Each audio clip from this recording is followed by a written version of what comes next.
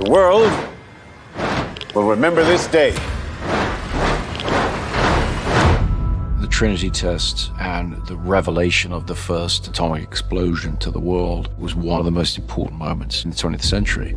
It was a massive, miraculous project that many thousands of people were involved with. It touched government, it touched science, it had huge ramifications for all sorts of ordinary people. The Trinity Test and the development and the race and the fact that it was all attempting to save kind of humanity from fascism. World War II would be over. Our boys would come home. This is a matter of life and death. But I can perform this miracle. What was really interesting was going back and trying to understand what these guys were thinking and the terrible decisions that were placed in front of them. I don't know if we can be trusted with such a weapon, but I know the Nazis can't. We live in the world that we live in because of what happened at Los Alamos. Why would we go to the middle of nowhere for who knows how long? How about because this is the most important thing to ever happen in the history of the world? All through humanity, we've been blinded by ambition and pursuit, and then the ramifications is something else. It's happening, isn't it?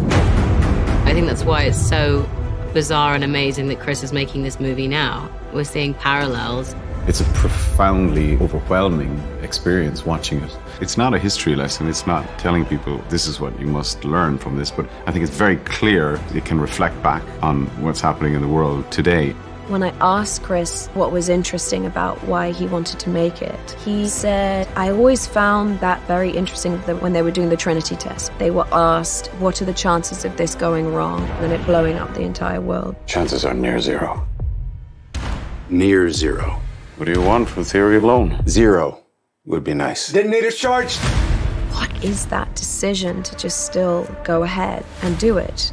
It's an extraordinary moment in human history. And I wanted to take the audience into that room and be there when that button is pushed and really fully bring the audience to this moment in time.